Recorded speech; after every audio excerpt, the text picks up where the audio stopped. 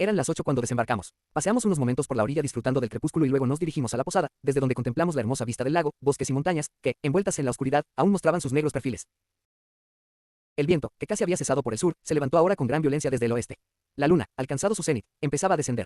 Ante ella, las nubes corrían, más veloces que el vuelo de los buitres, y nublaban sus rayos. En las aguas del lago se reflejaba el atareado firmamento, de manera aún más bulliciosa, pues las olas empezaban a crisparse. De pronto cayó una fuerte tormenta de agua. Yo había permanecido tranquilo a lo largo de todo el día, pero, en cuanto la noche difuminó la forma de las cosas, me asaltaron mil temores. Alerta y lleno de ansiedad, empuñaba con la mano derecha una pistola que llevaba escondida en el pecho. El más leve ruido me aterrorizaba, pero decidí que iba a vender cara a mi vida y que no abandonaría la lucha que se avecinaba hasta que o mi adversario o yo cayéramos. Elizabeth observó mi agitación en silencio durante algún tiempo. Por fin dijo: ¿Qué te intranquiliza, mi querido Víctor? ¿Qué es lo que tanto temes? Paciencia, querida mía, paciencia, le respondí. Pasada esta noche, el peligro habrá acabado. Pero esta noche es terrible, muy terrible. Transcurrió una hora en esta inquietud. De pronto, pensé en lo espantoso que le resultaría a mi esposa el combate que esperaba de un momento a otro. Le rogué que se acostara, dispuesto a no reunirme con ella en tanto no conociera las intenciones de mi enemigo. Me quedé solo, y continué durante algún tiempo paseando por los pasillos de la casa y examinando cada rincón que pudiera servirle de escondrijo a mi adversario. Pero no descubrí rastro alguno de él, y empezaba a pensar que alguna providencial casualidad habría intervenido para impedirle llevar a cabo su amenaza, cuando oí un grito agudo y estremecedor. Venía de la habitación donde descansaba Elizabeth. Al oírlo comprendí la estremece, dura verdad, y me quedé paralizado. Noté cómo la sangre me corría por las venas y me ardía en las puntas de los dedos. Un instante después escuché un nuevo grito y corrí hacia la alcoba. Dios mío, ¿cómo no morí entonces? ¿Por qué me hallo aquí narrando la destrucción de mi mayor esperanza y la muerte de la más pura criatura? Estaba tendida en el lecho, inánime, la cabeza ladeada, las facciones pálidas y convulsas, semiocultas por el cabello. Doquiera que vaya veo la misma imagen, los brazos exangües y el cuerpo lacio, tirado sobre el tálamo nupcial por su asesino. ¿Cómo pude ver esto y seguir viviendo? ¿Cuán tenaz es la vida, y cómo se aferra a quienes más la desprecian? En un instante perdí el conocimiento, y caí al suelo. Cuando volví en mí, me encontré rodeado de la gente de la posada. Sus rostros demostraban un terror inenarrable, pero su espanto no era más que una parodia, una sombra de los sentimientos que me oprimían a mí. Escapé hacia la habitación donde yacía el cuerpo de Elizabeth, mi amor, mi esposa tan querida y venerada, viva aún pocos momentos antes. No estaba ya en la posición en la que la había encontrado, tenía ahora la cabeza recostada en un brazo, y el rostro y cuello ocultos por un pañuelo, y se la podía creer dormida. Corrí hacia ella y la abracé con ardor, pero la mortal quietud y la frialdad de sus miembros delataban que lo que estrechaba entre mis brazos ya no era la Elizabeth a quien tanto había adorado. En su garganta se veían las horrendas señales del diabólico ser, y ni el menor aliento salía de sus labios. Mientras con agonizante desesperación me inclinaba sobre ella, levanté la vista.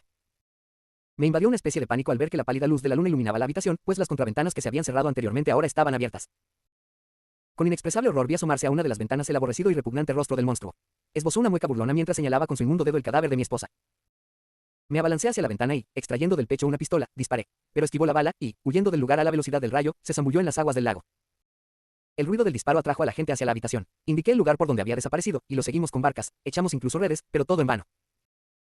Regresamos desesperanzados después de varias horas, la mayoría de mis compañeros convencidos de que el fugitivo era fruto de mi imaginación. Tras desembarcar, se dispusieron a registrar los alrededores, organizando distintas patrullas, que se esparcieron por los bosques y viñedos.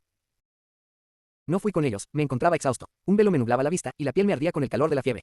En este estado, apenas consciente de lo que había ocurrido, me tendieron en una cama, desde donde recorría el cuarto con la mirada en busca de algo que había perdido.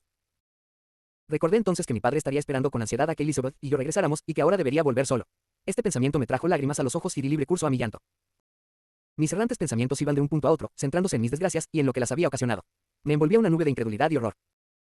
La muerte de William, la ejecución de Justin, la muerte de Clerval y finalmente la de mi esposa. Ni siquiera sabía si el resto de mis familiares se encontraban a salvo de la maldad del villano. Quizá mi padre se agitaba ya entre las manos asesinas, mientras Ernest yacía inerte a sus pies. Esta idea me hizo estremecer y me devolvió a la realidad. Me levanté y decidí volver a Ginebra de inmediato. No había caballos disponibles, y tuve que hacer el viaje a través del lago, aunque el viento no era favorable y llovía torrencialmente. Sin embargo, apenas había amanecido y podía confiar en estar en casa por la noche. Contraté algunos remeros, y yo mismo tomé uno de los remos, pues siempre había notado que el ejercicio físico paliaba los sufrimientos del espíritu. Pero lo inmenso de mi pesar y el exceso de agitación que había padecido me impedían cualquier esfuerzo. Dejé el remo, y apoyando la cabeza entre las manos me abandoné al dolor. Al levantar la vista veía los parajes que me eran familiares de los tiempos lejanos de mi felicidad, y que aún el día anterior había contemplado con la que ahora no era sino una sombra y un recuerdo. Lloré amargamente. La lluvia había cesado unos instantes, y vi los peces jugando en el agua igual que lo habían hecho pocas horas antes bajo la mirada de Elizabeth. Nada hay tan doloroso para la mente humana como un cambio brusco y profundo. Podía brillar el sol, o las nubes ensombrecer el cielo, para mí ya nada podía volver a ser lo mismo que el día anterior. Un infame me había arrebatado todas mis esperanzas de felicidad. No habrá habido jamás criatura tan desgraciada como yo, suceso tan espeluznante es único en la historia del hombre. Pero ¿para qué narrar los acontecimientos que siguieron a esta tragedia? El horror ha llenado toda mi vida, había llegado al punto culminante del sufrimiento, y lo que resta no puede más que aburrirle. Uno a uno me fueron arrebatados aquellos a quienes amaba, y me quedé solo.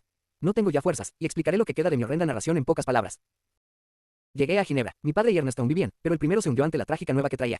¿Cómo le recuerdo, padre bondadoso y amable? La luz huyó de sus ojos, pues habían perdido a aquella a quien adoraban, Elizabeth, su sobrina, más que una hija para él, a la cual quería con todo el cariño que siente un hombre que, próximo el fin de sus días, y teniendo pocos seres a quienes dedicar su afecto, se aferra con mayor intensidad a aquellos que le quedan.